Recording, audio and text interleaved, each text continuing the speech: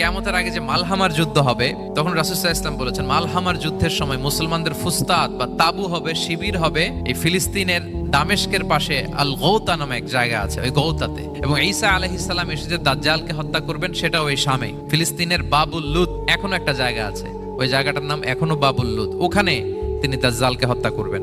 এবং সেখানে একটা সাদা মিনারা আছে, ফেরেশতার পাখায় ভর করে ঈসা আলাইহিস সালাম তখন সেখানে নেমে আসবেন। ওই ফিলিস্তিনের ওই শাম দেশের ওই মিনারার পাশে তিনি এসে পৃথিবীতে তিনি নুজুল করবেন, নুজুল ঈসা আলাইহিস সালাম। যেখানকার বেথলহামে ঈসা আলাইহিস সালাম, জেসাস ক্রাইস্ট তিনি জন্মগ্রহণ করেছেন, ঈসা আলাইহিস সালামের জন্মস্থান। তাহলে 3 জাইতুনের শপথের মাধ্যমে মূলত আল্লাহ তাআলা ঈসা আলাইহিস সালামের জন্মস্থানের শপথ করেছেন, কারণ সেখান থেকে ওহী বিচ্ছুরিত হয়েছে, ওনার কাছে ইনজিল নাজিল হয়েছিল।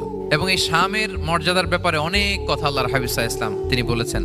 আল্লাহ রাসূল সাল্লাল্লাহু আলাইহি ওয়াসাল্লাম যখন মেরাজে যান, তখন মক্কা থেকে এই শাম দেশে ফিলিস্তিনের বাইতুল মাকদাসে রাসূল সাল্লাল্লাহু আলাইহি ওয়াসাল্লামকে নিয়ে যাওয়া হয়েছে।